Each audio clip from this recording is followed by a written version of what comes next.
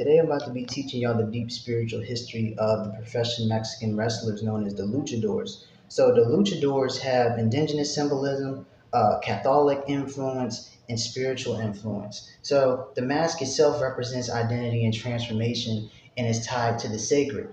At the heart of lucha libre, the mask, which is known as mascara, is very deep because it represents the deepest spiritual meanings of our lives that embody duality and balance. So a luchador mask ain't a costume; it represents a second self, like almost like a spirit or alter ego, and it represents a connection between the animal identities known as the jaguars, the eagles, sometimes even demons and gods. So it's a sense of anonymity that can transform an individual into something more larger. You see what I'm saying? So this idea echoes like far back into Mesoamerican culture, into like, you know what I'm saying, the Mexican civilization, where the priests and warriors will wear the masks to embody the gods like Tezcatlipoca or Quetzalcoatl. So it's basically a representation of transformation. So even then, when you lose a mask in a match that's known as the lucha de aspuertas, it's symbolic to like losing one's soul or identity. And it's one of the most sacred and serious moments in the lucha libre because it represents the spirit and soul connected to the mask. You see what I'm saying? Because where you think about it, who has on the helmets? The Olmec has the helmet on. The Egyptian pharaohs has the helmet on. The Vikings has the helmet on.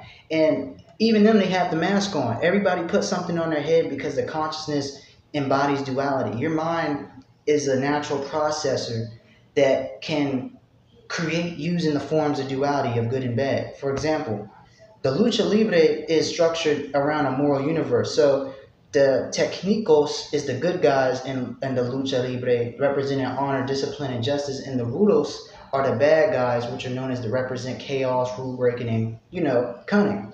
So this is mirrors duality all together. So a lot of people would wear symbols of Our Lady Guadalupe on their gear.